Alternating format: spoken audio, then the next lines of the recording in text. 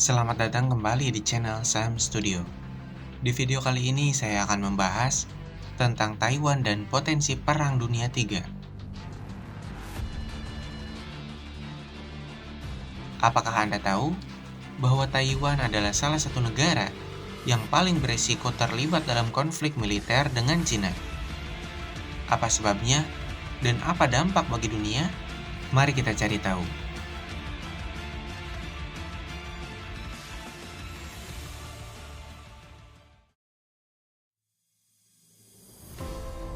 Taiwan adalah sebuah pulau di lepas pantai Cina yang memiliki sejarah yang panjang dan rumit.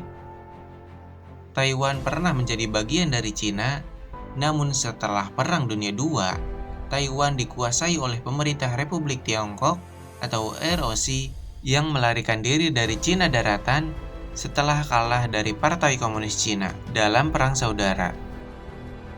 Partai Komunis Cina kemudian mendirikan Republik Rakyat Tiongkok di Cina daratan dan mengklaim Taiwan sebagai bagian dari wilayahnya. Namun ROC tidak pernah menyerah dan terus mempertahankan kedaulatan di Taiwan. Selama beberapa dekade, Taiwan dan Cina hidup dalam ketegangan dan permusuhan. Dengan ancaman serangan militer yang selalu menggantung, Taiwan juga mendapatkan dukungan dari Amerika Serikat yang menganggapnya Taiwan sebagai sekutu strategis dan demokratis di kawasan Asia Pasifik. Amerika Serikat juga menjual senjata dan memberikan bantuan keamanan kepada Taiwan, meskipun tidak secara resmi mengakui Taiwan sebagai negara.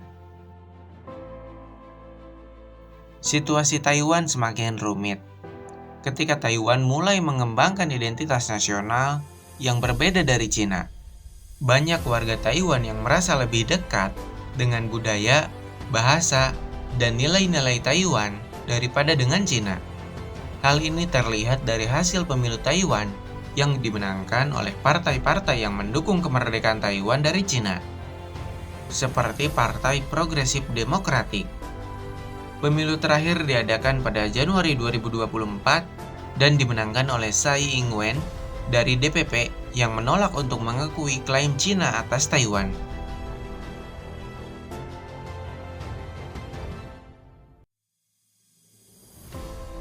Cina sangat tidak senang dengan hasil pemilu Taiwan. Cina juga meningkatkan tekanan militer dan diplomatik terhadap Taiwan dengan mengirim pesawat-pesawat tempur, kapal-kapal perang, dan rudal-rudal ke sekitar Taiwan. Apakah Cina benar-benar akan menyerang Taiwan? Dan apa yang akan terjadi jika hal itu terjadi? Untuk menjawab pertanyaan ini, kita perlu melihat beberapa skenario dan strategi yang mungkin digunakan oleh Cina dan Taiwan. Skenario pertama adalah serangan penuh.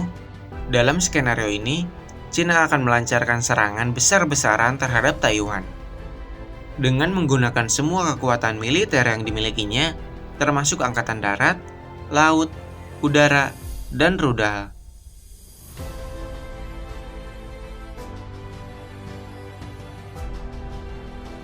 Cina akan berusaha untuk menghancurkan pertahanan Taiwan, menguasai ibu kota Taipei, dan memaksa Taiwan untuk menyerah.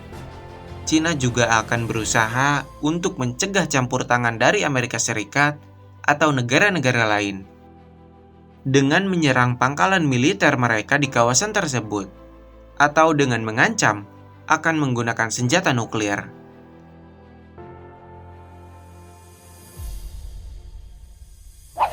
Skenario kedua adalah serangan terbatas. Dalam skenario ini, Cina akan melancarkan serangan yang lebih kecil dan lebih terukur terhadap Taiwan, dengan tujuan untuk memberikan peringatan atau hukuman kepada Taiwan, tanpa mengubah status quo secara drastis. Cina akan berusaha untuk menghindari konfrontasi langsung dengan Amerika Serikat atau negara-negara lain, dengan menargetkan fasilitas militer dan infrastruktur atau pulau-pulau kecil yang dikuasai oleh Taiwan, Cina juga akan berusaha untuk mengendalikan eskalasi dengan menawarkan gencatan senjata atau negosiasi setelah serangan. Skenario ketiga adalah serangan tidak langsung. Dalam skenario ini, Cina akan menggunakan cara-cara yang lebih halus dan tidak konvensional untuk melemahkan Taiwan. Tanpa menggunakan kekerasan secara terbuka, Cina akan berusaha untuk mempengaruhi politik, ekonomi, dan masyarakat Taiwan dengan menggunakan propaganda, sabotase, cyber, atau agen-agen rahasia. Cina juga akan berusaha untuk mengisolasi Taiwan dari dunia internasional atau dengan menghalang partisipasi Taiwan di organisasi-organisasi internasional. Lalu bagaimana dengan Taiwan dan apa yang bisa dilakukan Taiwan untuk melawan Cina? Taiwan juga memiliki beberapa pilihan dan strategi untuk mempertahankan diri seperti pertahanan aktif. Dalam strategi ini, Taiwan akan berusaha untuk menangkal serangan Cina dengan menggunakan semua kekuatan militer yang dimilikinya, termasuk angkatan darat, laut, udara, dan rudal. Taiwan akan berusaha untuk menghambat invasi Cina dengan menghancurkan kapal-kapal dan pesawat-pesawat dan rudal Cina, atau dengan melakukan serangan balasan terhadap pangkalan-pangkalan militer Cina. Taiwan juga akan berusaha untuk mendapatkan bantuan dari Amerika Serikat atau negara-negara lain dengan meminta intervensi militer atau dukungan politik. Strategi kedua adalah pertahanan pasif. Dalam strategi ini akan berusaha untuk menghindari konflik dari Cina dengan menggunakan cara-cara yang lebih diplomatis dan damai. Taiwan akan berusaha untuk mengurangi ketegangan dengan Cina dengan menawarkan dialog atau kompromi, atau dengan mengakui hubungan historis dengan Cina. Taiwan juga akan berusaha untuk meningkatkan hubungan dengan dunia internasional dengan memperluas kerjasama perdagangan, investasi, dan keamanan dengan negara-negara yang bersahabat. Strategi ketiga adalah pertahanan asimetris. Dalam strategi ini, Taiwan akan berusaha untuk mengimbangi keunggulan militer Cina dengan menggunakan cara-cara yang lebih kreatif dan inovatif. Taiwan akan berusaha untuk meningkatkan kemampuan militer yang tidak konvensional, seperti senjata nuklir, cyber, atau gerilya. Taiwan juga akan berusaha untuk memanfaatkan kelemahan militer Cina seperti korupsi, birokrasi, atau ketidakpuasan internal. Selain itu, Taiwan juga memiliki hubungan yang penting dengan Amerika yang merupakan sekutu dan pelindungnya.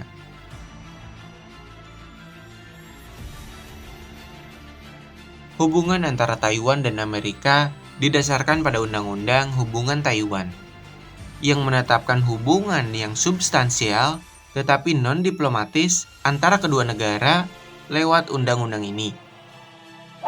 Amerika Serikat berkomitmen untuk membantu Taiwan dalam mempertahankan kemampuan pertahanannya dan untuk menjaga perdamaian dan stabilitas di Selat Taiwan.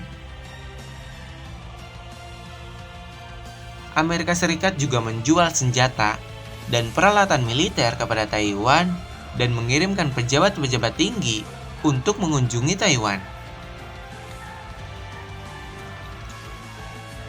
Hubungan antara Taiwan dan Amerika sering menimbulkan protes dan kecaman dari Cina yang menganggap Taiwan sebagai bagian dari wilayahnya.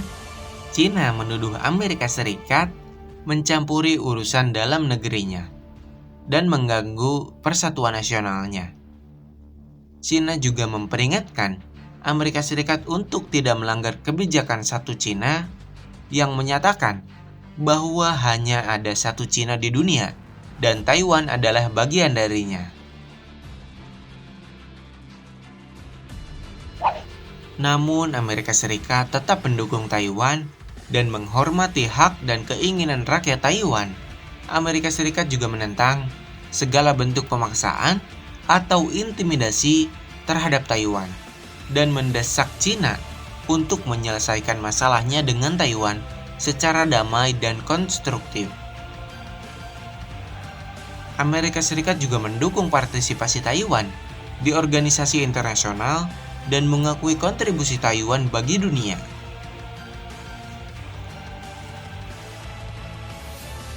Dari hubungan antara Taiwan dan Amerika, kita bisa melihat bahwa Taiwan adalah sebuah negara yang berdaulat dan demokratis yang memiliki hak untuk menentukan nasibnya sendiri.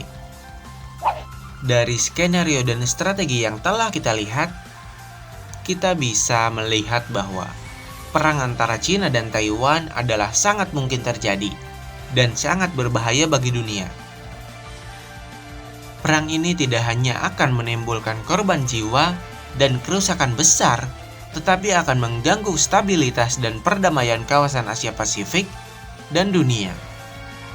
Perang ini juga akan mempengaruhi politik, ekonomi, dan sosial di berbagai negara, dan akan menimbulkan tantangan dan ancaman baru.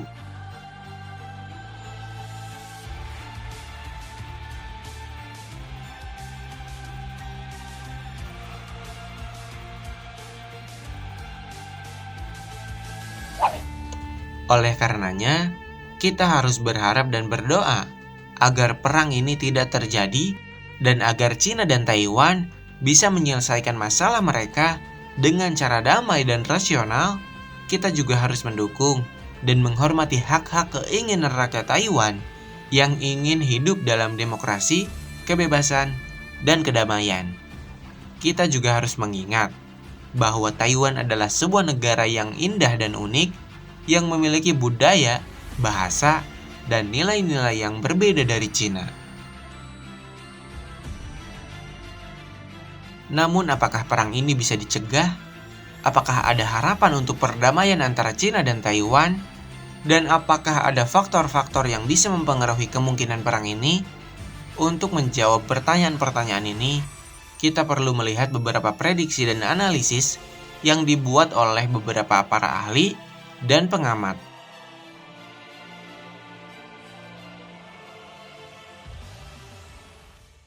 Well, China is assembling a coalition of rogue states to upend the world order. That's according to Taiwan's foreign minister, who's told Sky News China's efforts threaten the future of all democracies. In the second part of an exclusive interview with Joseph Wu, he also revealed when he thinks Beijing will attack Taiwan.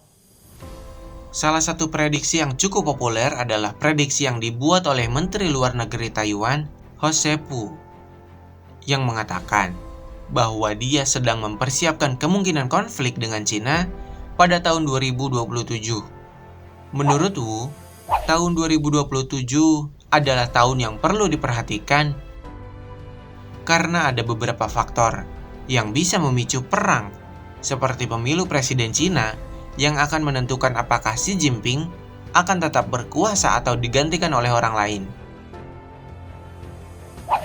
Jika Xi Jinping tetap berkuasa, dia mungkin akan meningkatkan ambisi dan agresi untuk menyatukan Taiwan dengan Cina sebagai bagian dari warisan dan legitimasinya. Jika Xi Jinping digantikan oleh orang lain, dia mungkin akan menghadapi tekanan dari partai dan militer untuk menunjukkan kekuatan dan otoritasnya dengan mengambil tindakan keras terhadap Taiwan. Pemilu Presiden Amerika Serikat juga menentukan apakah Amerika Serikat akan tetap mendukung dan melindungi Taiwan atau mengubah kebijakan dan sikapnya. Jika Amerika Serikat tetap mendukung dan melindungi Taiwan, Cina mungkin akan merasa terancam dan tertantang untuk berusaha untuk menguji kesungguhan dan komitmen Amerika Serikat. Jika Amerika Serikat mengubah kebijakan dan sikapnya, Taiwan mungkin akan merasa ditinggalkan dan berusaha untuk meningkatkan pertahanan dan kemandirian mereka. Perkembangan teknologi militer yang akan menentukan keunggulan dan keseimbangan kekuatan antara China dan Taiwan, serta antara China dan Amerika Serikat. Jika China berhasil mengembangkan dan mengerahkan senjata-senjata canggih seperti rudal hipersonik, pesawat siluman, atau senjata anti-satelit, China mungkin akan merasa lebih percaya diri dan berani untuk menyerang Taiwan.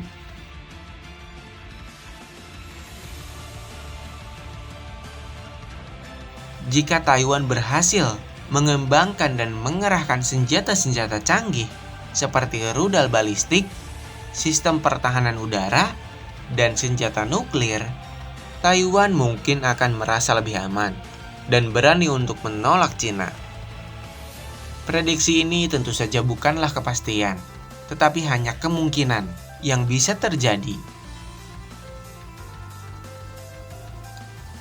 Ada juga faktor-faktor lain yang bisa mempengaruhi kemungkinan perang, seperti sikap dan opini publik, baik di China, Taiwan, maupun Amerika Serikat, yang bisa mempengaruhi dukungan dan tekanan terhadap pemerintah mereka. Jika publik China mendukung dan menuntut penyatuan dengan Taiwan, pemerintah China mungkin akan merasa lebih termotivasi dan terdorong untuk menyerang Taiwan. Tetapi jika publik Taiwan menolak dan menentang penyatuan dengan China, pemerintah Taiwan mungkin akan merasa lebih termotivasi dan terdorong untuk mempertahankan Taiwan. Dan jika publik Amerika Serikat peduli dan simpatik terhadap Taiwan, pemerintah Amerika Serikat mungkin akan merasa lebih termotivasi dan terdorong untuk membantu dan melindungi Taiwan.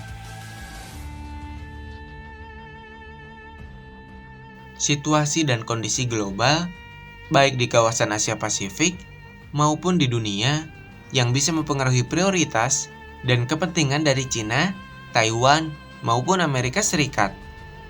Jika ada krisis atau konflik lain yang lebih mendesak atau mengancam seperti di Korea Utara, Iran, atau Ukraina, China, Taiwan, maupun Amerika Serikat mungkin akan lebih fokus dan sibuk untuk menangani masalah tersebut daripada mengurusi Taiwan. Jika ada kerjasama atau kompetisi lain yang lebih menguntungkan atau merugikan, seperti di bidang perdagangan, iklim, atau teknologi, China, Taiwan, maupun Amerika Serikat mungkin akan lebih tertarik dan terlibat untuk berpartisipasi dalam hal tersebut daripada berkonfrontasi tentang Taiwan. Dari faktor-faktor ini, kita bisa melihat bahwa perang antara China dan Taiwan bukanlah sesuatu yang tidak terhindarkan, tetapi juga bukan sesuatu yang tidak mungkin. Ada banyak variabel dan dinamika yang bisa mempengaruhi kemungkinan perang, baik yang meningkatkan maupun yang menurunkan. Oleh karena itu, kita harus tetap waspada dan berhati-hati, tetapi juga harus tetap optimis dan berharap.